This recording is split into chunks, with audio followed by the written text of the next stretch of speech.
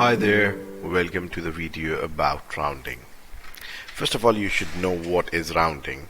As you can see on your screen, some examples of rounding in our daily lives. Okay, as you can see, if someone is asking you time and you see it's almost around 3 o'clock, you won't say it's 2:57 or 2:58. You almost round and you'll say it's 3 o'clock. Or you see how much you bought those sandwiches for, so you'll say like it's almost £1, so you'll say £1.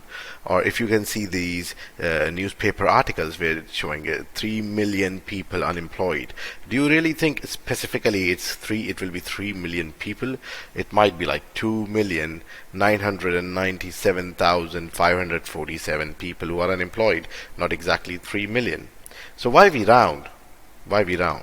We round to make our numbers more simple, more easy to understand. Okay, sometimes details are not very important. It's not important to be specific about numbers because that makes our number more confusing. So sometimes to make our number more simpler, easy to understand, we round our numbers, and we do this in everyday life. Like if someone asks you, how many days left in your birthday? So you won't say it's 1 month and 29 days. You will say approximately 2 months left in my birthday. Or after how many months you have summer break, or after how many days you have summer break. You won't say it's 3 months and 29 days or 3 months and 27 days. You'd say, yeah, approximately 4 months are left in the summer break. So this is how we do round in our everyday lives. And rounding can be done in different ways. Sometimes we round the decimal number to make it a whole number. Sometimes we round it to the nearest 10, to nearest 100, nearest 1000, or significant figures.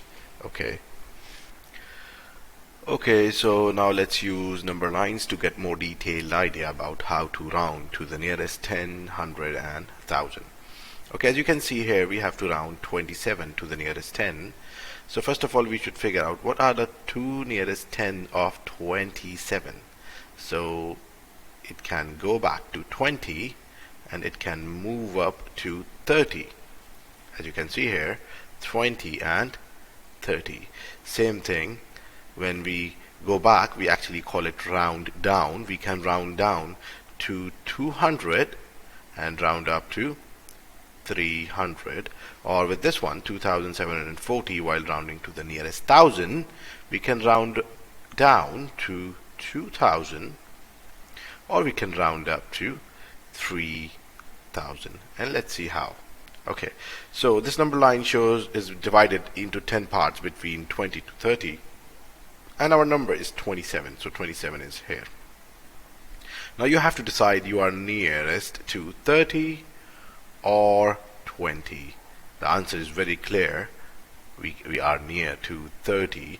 So we'll round our 27 to 30. So this is round up. Next question. Let's see, 235. 235 lies between 230 and 40, somewhere here, and we have to see we are nearest to 200 or 300. And I can say we are nearest to 200, so we rounded down to 200. And we see with thousands, 2740 will be somewhere around here, and we'll check we are nearest to 3000 or we are nearest to 2000, and I can say we are rounding up to 3000. This is how we round. So what we can see is, okay, the number after the number which we are actually going to round, like in 27, we have to round to tens. So this is our tens.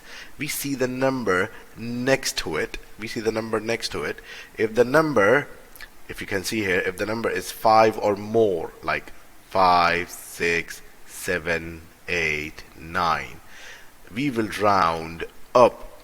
So 5, 6, 7, 8, 9, round up to the next one. And if the number is less than 5, like 4, 3, 2, 1 or 0, we round down. Okay, so if the number is 0, 1, 2, 3, 4, we round down.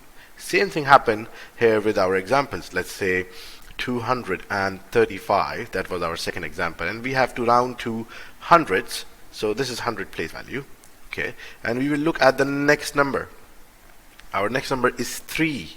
So 3 comes in round down because it's nearest to the figure which is before your value. So 3 will round down to 200, the same way we did in our on our number line. Let's see the last one, which was 2740, in which we were rounding to nearest 1000. So I will highlight the thousands place value, and then I will see the digit next to it is 7, and when it is 7 we round up. So our 2000 will round up to 3000. And now you just have to observe that if I'm rounding to 100, anything after the number which I'm rounding is changing to 0. Okay, so 35 changed to 0 and 0. Same way here, 740 changed to 0, 0, 0. We are just rounding the place value which is asked. Okay, so let's see an example. Let's say I have a number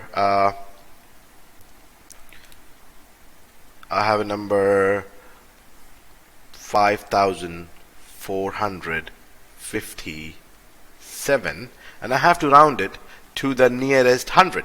So this time I will round the value which they're asking me to round.